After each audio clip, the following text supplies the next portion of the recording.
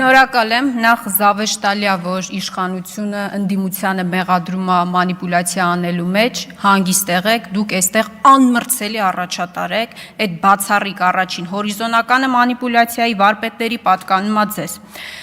Հայտարարագիր լրացնելու ժամկետը, սիրելի հայրենակիցներ, երկարացվում է մինչև նոյեմբերի 1, հիշեցնեմ, որ մենք առաջարկում էինք առհասարակ չեղարկել այս համակարգը, հիմա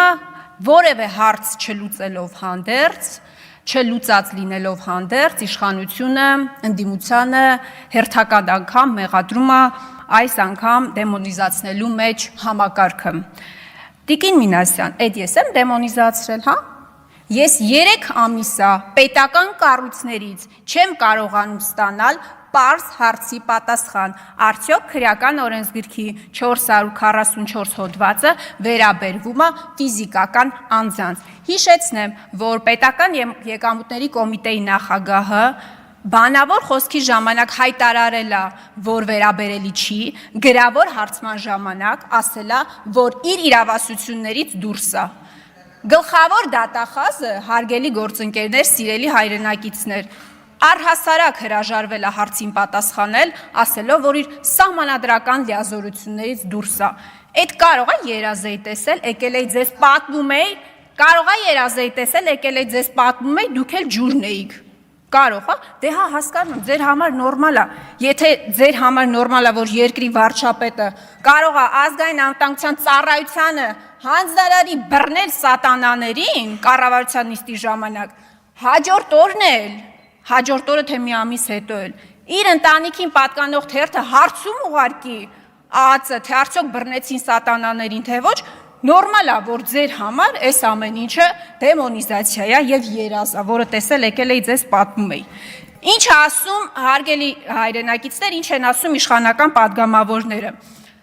Նախ Բաբկեն Թունյան ասում է, հերքում է, հետո ասում է, բայց իրավաբանների հետ մի հատ կխոսանք, հետո կարձագանքենք։ Տնտեսական հանձնաժողովի նախագահն է, իրավաբանների հետ խոսել է, եկել է նույն պնդումներն է անում։ Պարոն Թունյան, բա որ այդքան ամեն ինչը պարզ էր։ Ձեր ընտրած գլխավոր դատախազը այդ պարզ հարցերին չէր կարողանում պատասխանել։ Պեկի նախագահը այդ պարզ հարցին չէր կարողանում պատասխանել, եթե ամեն ինչ այդքան պարզ էր։ Կամ Վլադիմիր Վարդանյանը, ես ցավում եմ, որ հիմա այստեղ չի, ասում է մանիպուլացնում է Տիկին Խամոյանը։ Խնդիրը այստեղ հոդվածը չի, գլուխն է։ Եթե ես չեմ սխալվում, մեզանից իրավաբանը Վլադիմիր Վարդանյանն է։ Եվ իդեպ պարոն Թունյան, ես որ եկել այստեղ խոսում էի, իրավաբանների հետ խոսել, նոր է եկել այստեղ խոսում։ Պարոն Վարդանյանը չգիտի, որ քրեական օրենսգրքում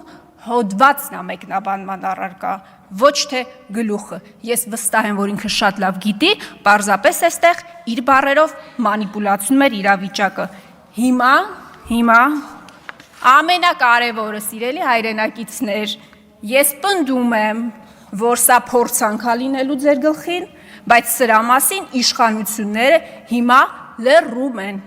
Իմ ձեռքի տակ հայտնվել է պետական եկամուտների կոմիտեի պատասխան, որտեղ սևով սպիտակի վրա գրված է, որ հարկային մարմնի կողմից կիրառվում է օրենսգրքի 169 հոդվածով սահմանված վարչական պատասխանատվության միջոցները, սակայն հաշվի առնելով, որ նշված իրավախախտումների մասով դեռևս չեն սպառվել նույն հոդվածով սահմանված կիրառման ենթակա բոլոր պատասխանատվության միջոցները, ինչը որպես պարտադիր պայման նկարագրված է քրեական օրենսգրքի 444-րդ հոդվածի դիսպոզիցիայում, ուստի եկամտային հարկի տարեկան հաշվարկ հայտարարագիր ներկայացնելու պարտավորության չկատարման դեպքով քրեական հետապնդման մարմիններին տվյալներ դեռևս չեն փոխանցվել։ Սիրելի հայրենակիցներ, ձեզ ինչպես Արցախի հարցից սկսած մինչև Արագաչափեր ստել են, այնպես էլ այս հարցում են ստում եւ պատրաստվեք, որ հաջորդ տարվանից քրեական հետապնդումներ են սպառնում այն քաղաքացիներին, ովքեր հայտարարագիր չեն լրացնի կամ կեղծ տվյալներ կլրացնեն։ Շնորհակալ եմ։